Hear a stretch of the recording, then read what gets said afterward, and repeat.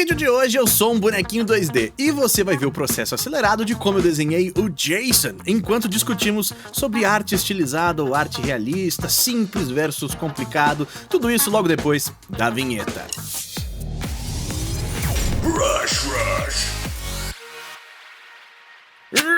Sejam todos muitíssimamente bem-vindos a mais um vídeo aqui no canal Brush Rush. O meu nome é Guilherme Freitas e eu tô testando aqui este modelo de vídeo, retomando um formato já antigo, onde a gente tem aqui o processo acelerado rolando e, bom, no caso agora eu sou um bonequinho 2D colocado do lado, mas você pode prestar atenção no som da minha voz. Semana passada rolou a primeira sexta-feira 13 do ano e eu vi um monte de artes do Jason estilizadas, super divertidas, e eu fiquei doido pra desenhá-lo novamente, né? Em 2023 eu fiz um projeto de portfólio desenhando vários estilos e versões diferentes, né, do personagem com a minha pegada, e uma das versões que eu mais gostei de fazer foi o Jason do Fred vs Jason, que talvez não seja um dos melhores filmes, mas eu gosto muito do design dele lá, do casaco, das roupas, né, das camadas de roupas rasgadas que ele tem, e também de que ele lá tem uns fios brancos de cabelo compridos, né, que você consegue ver ali nele. E eu fiquei, puxa, isso daqui é muito legal, tem muito a ver comigo, e eu gostei desse design, desse desenho que a gente tá fazendo aqui agora. Eu tô refazendo justamente isso, pegando esse design e desenhando mais uma vez um pouco com close ali, né? A minha ideia era fazer um desenho econômico, porque era 9h30 da noite quando eu decidi fazer esse desenho.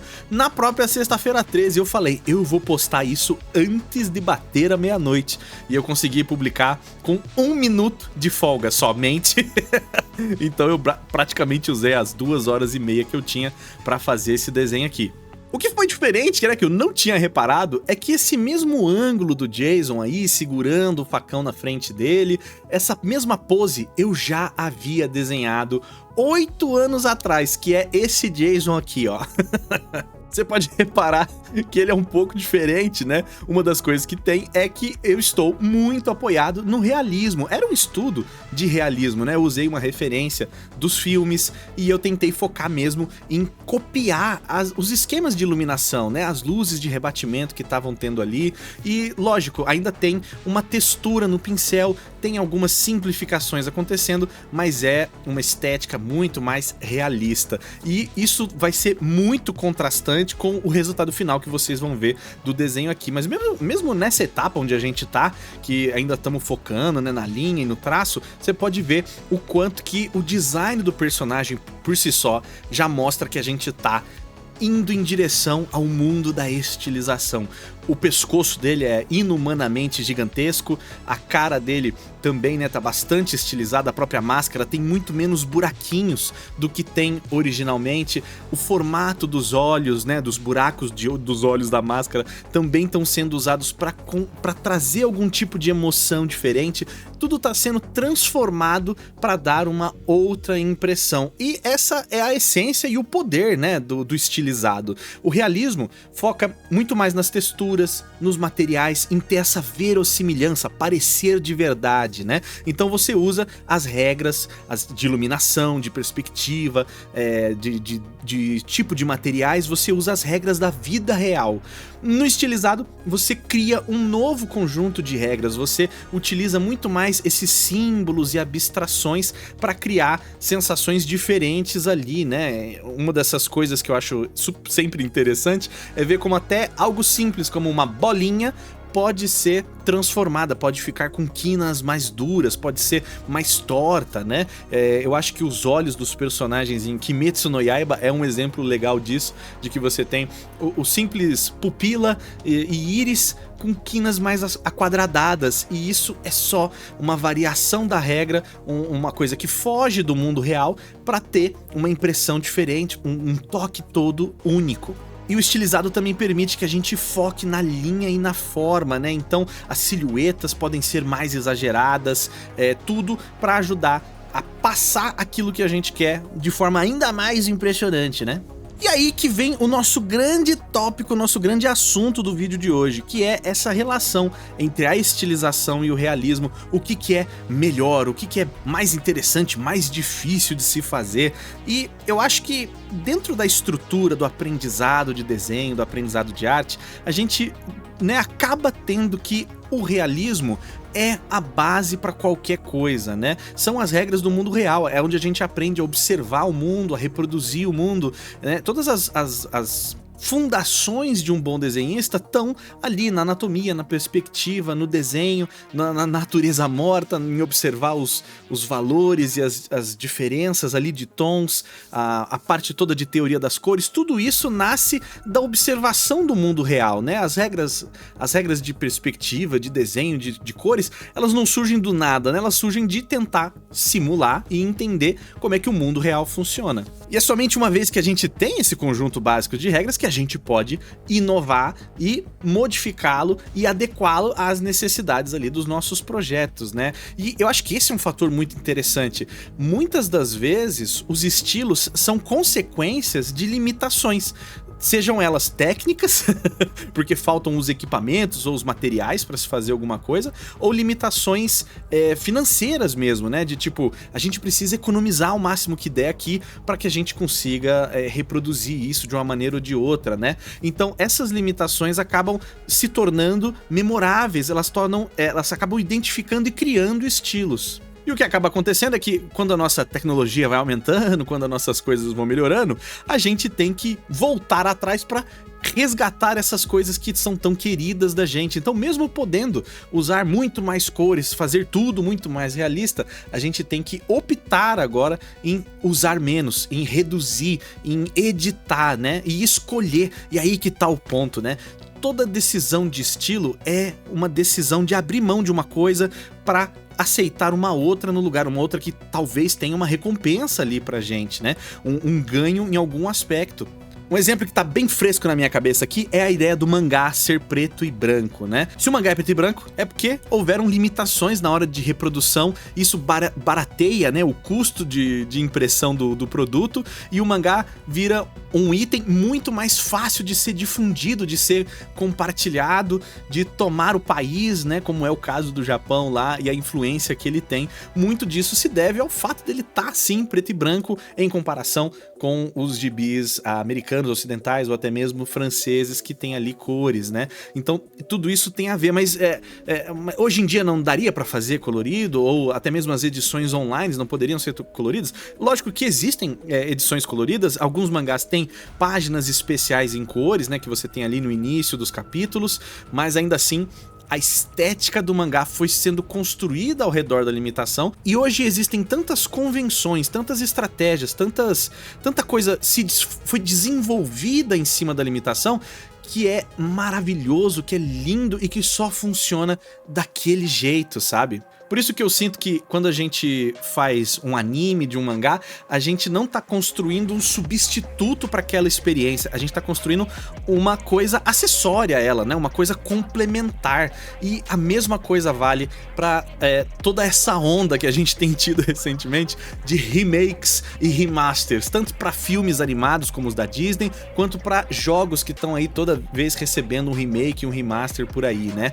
E a gente acaba sendo convencido por todo esse movimento de que, veja só, esses produtos estão melhorando, veja só como eles eram ruins, o Rei Leão, que era um desenho animado 2D, com o que? Cel shading, e agora sim, ó, um leão 3D, com pelos, com subsurface scattering, física de movimento de cabelo, né? Claramente é uma evolução num sentido de ficar cada vez melhor, né? É isso que a tecnologia tá fazendo. E se você for continuando nessa escala, a inteligência artificial hoje consegue reproduzir, né, um realismo fotográfico muito mais facilmente.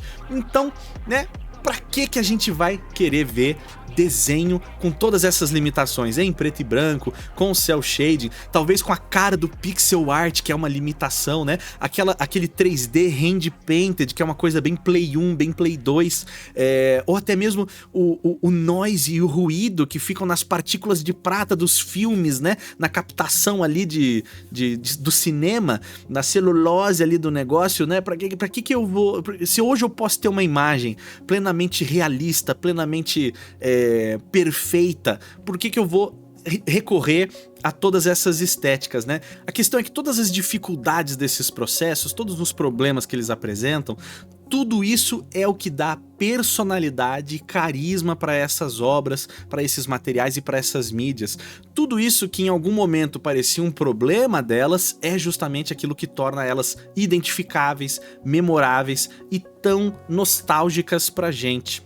E a grande diferença do estilizado nisso é que parece que ele envelhece como vinho. Quanto mais tempo passa, mais as artes estilizadas de outras épocas que lidavam com outras limitações parecem resistir ao tempo, né? E se você já jogou qualquer um desses remakes de jogos antigos, né, da época ali do Play 1, da época do Play 2, você com certeza deve ter aproveitado alguma coisa nova que aconteceu ali, alguma inovação no gameplay, algo que já foi resolvido, que antes era muito complicado, ou deixava a jogabilidade mais truncada, né? Talvez é o sistema de combate, talvez seja a câmera que trocou, mas ainda assim, retornar pro jogo original te propicia uma experiência que o remake não tem. O remake vai te dar coisas modernas e atuais e lisinhas, mas ali naquele jogo antigo tem muita coisa saborosa, tem muita coisa única ali, que é uma experiência própria, e o remake não substitui essa experiência do original, né? Por isso que é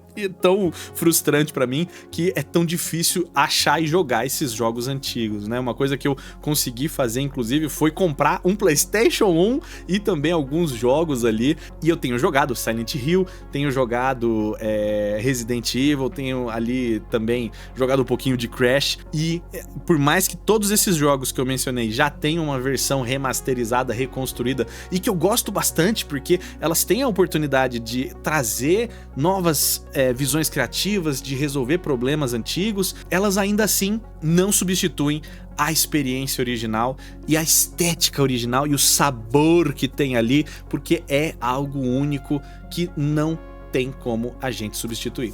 Talvez você olhe pro desenho do Jason que eu fiz ali em 2018 e ache que ele está melhor do que o Jason que eu fiz agora. Talvez ele te impressiona mais pelo realismo, mas uma coisa eu queria dizer aqui: eu com certeza consigo fazer um Jason realista hoje em dia, do mesmo nível que aquele, até melhor. Mas uma coisa que eu tenho certeza também é que eu não conseguiria fazer esse Jason estilizado naquela época. Eu não teria a competência, eu não teria a capacidade de tomar as decisões que eu tomei aqui agora. Porque para eu chegar nesse conjunto de decisões que me leva a estilizar o Jason dessa maneira, eu tive que passar por um monte de experiências, né? Experiências práticas, experiências que vêm ali da minha vivência com o desenho, da minha análise daquilo que eu gosto. Então todas essas experiências vão moldando ali a forma como eu consigo enxergar e adaptar o mundo real e modificá-lo. Então com certeza tem algo muito interessante na arte estilizada que só acontece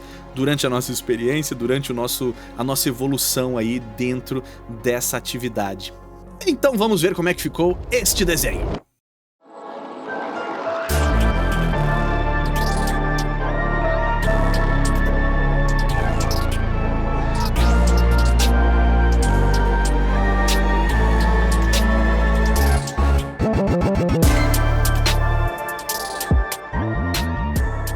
Está o nosso Jason finalizado, ali com suas madeixas voando, né? Assim como eu tinha feito na versão de 2023, com a pose muito parecida com o desenho mais antigo, e aqui, finalmente, mostrando um pouco das minhas sensibilidades, das minhas preferências hoje em dia com relação à estilização. É isso que me saiu mais naturalmente, que eu consegui fazer no período de tempo para poder publicar esta arte aí ainda na sexta-feira 13. Falando em estilização, o que você achou desse avatarzinho aqui? Você achou interessante?